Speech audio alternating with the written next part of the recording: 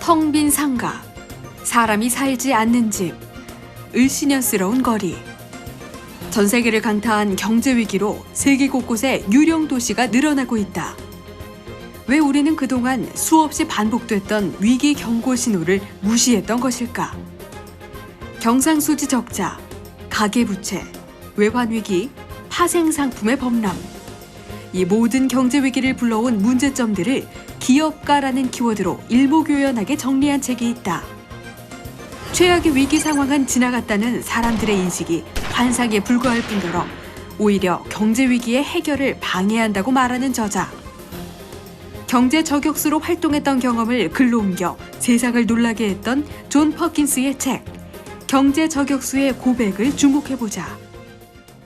윈윈 전략이 아니라 상대편 어떤 국가에 진출을 하면서 사실 그 상대국 경제의 근간마저 흔들 수 있는 그런 착취적인 구조로 가고 있다. 그 다음에 이제 그런 것을 추진하고 있는 세력이 정부의 어떤 요직에 앉아 있다거나 내지는 큰 기업 내지는 금융회사의 어떤 임원으로 있으면서 장기적인 전략으로 봤을 때 상대편을 결국은 착취하고 희생을 해가면서 나의 이익을 극대화시키고자 하는 그런 쪽으로 가고 있는 것이 아닌가 생각합니다.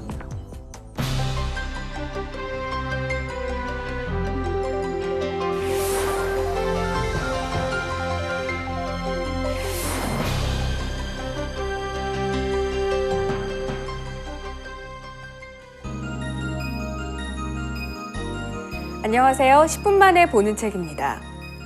시장 경제가 태동하기 이전부터 정부와 기업을 위해 일했던 사람은 존재했었는데요. 이런 물밑 작업이 치열해진 것은 최근 몇십 년 사이의 일이 아닐까 싶습니다. 이 책의 저자인 존 퍼킨스는 자신도 경제 저격수였다는 고백으로 이 책에 서문을 엽니다. 그의 말에 따르면 경제 저격수는 수석 경제학자라는 그럴듯한 직함을 가진 현대판 살인 청부업자와 같다는데요. 그럼 먼저 경제 저격수의 실체부터 만나보겠습니다.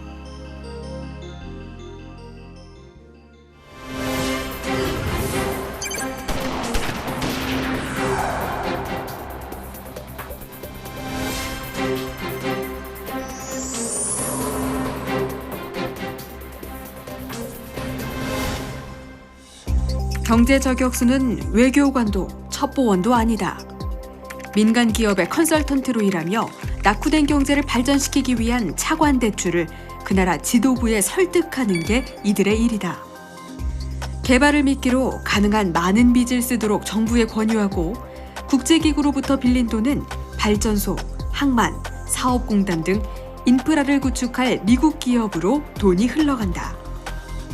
만약 대출을 갚지 못하면 자원을 외국의 싼 값에 넘기고 구조조정 프로그램을 받아들이라는 강제적인 요구를 한다. 정부 지출을 줄이고 금리를 인상하고 공공기업을 민영화하고 국가 자산을 다국적 기업에 매각할 것을 강요한다.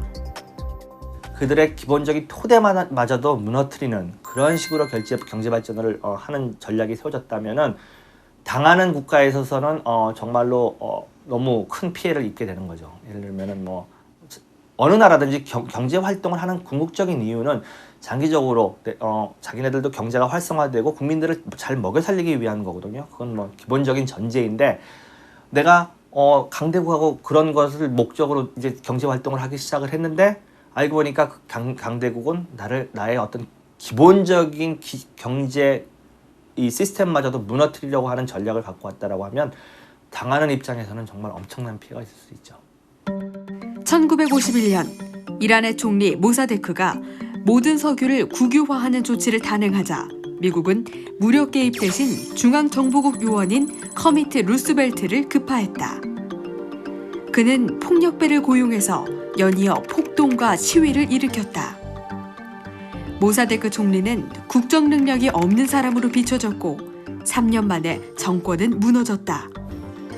그 후 미국은 자신들에게 우호적인 인물을 국가수장에 올리고 각종 이권을 얻었다.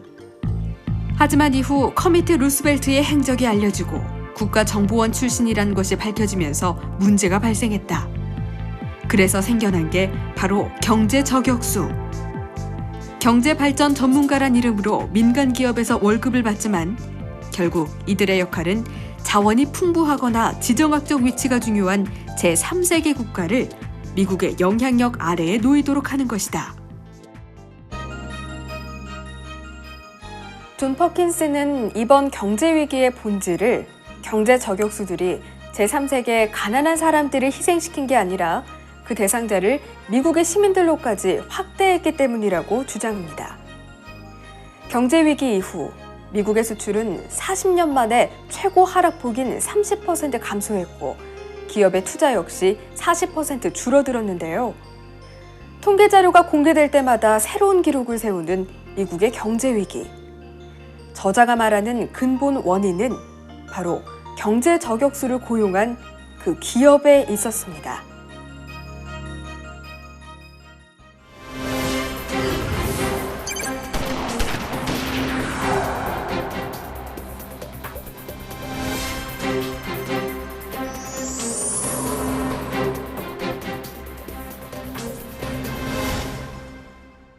국가의 의미가 약화되고 있다. 새롭게 등장하는 지배 세력은 대통령이나 독재자, 정부 관료가 아닌 CEO들. 자유무역을 꿈꾸는 그들은 계속해서 규제 완화를 추구해왔다. 워싱턴에서 활동하는 로비스트의 수는 비등록 인원까지 포함해서 약 3만 명. 2004년 한 해 동안 21억 3천만 달러가 로비 활동에 지출됐다는 조사 결과가 있다. 미국 대통령들이 섬겼던 주인은 국민이 아니라 선거에 돈을 대는 대가로 더 많은 영향력과 권한을 요구하는 기업 총수들로 바뀌어 있었다. 저자는 기업가들이 이윤의 극대화를 목표로 불안정하고 불공평하며 위험한 세상을 만들었다고 주장한다. 기업가들이 택한 것은 회사의 장기적인 성장이나 평가를 통한 이득이 아닌 단기적인 거래 결과로 주어지는 높은 임금과 보너스. 실제로 미국 CEO들의 연봉은 1990년부터 2003년까지 313% 증가했다. 그리고 각종 로비와 압력으로 얻어낸 기업의 규제 완화. 정부가 기업과의 손을 들어 공익을 위해 존재했던 각종 규제를 완화한 결과 가장 큰 손해를 보는 사람은 소비자였다. 우리나라 기업가들이 불만을 표시하는 것 중 하나가 바로 돈을 많이 번 기업가들을 존경하지 않는 문화인데요. 사실 시장경제체제의 논리에서 본다면 경쟁을 이겨내고 돈을 많이 번 기업가일수록 존경을 받는 게 옳은 일일 겁니다.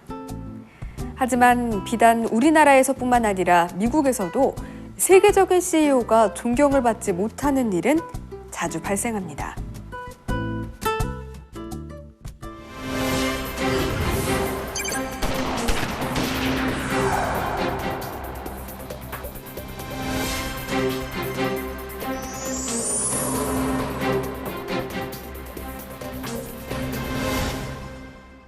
마이크로소프트의 빌 게이츠와 월마트의 창립자 샘 월튼.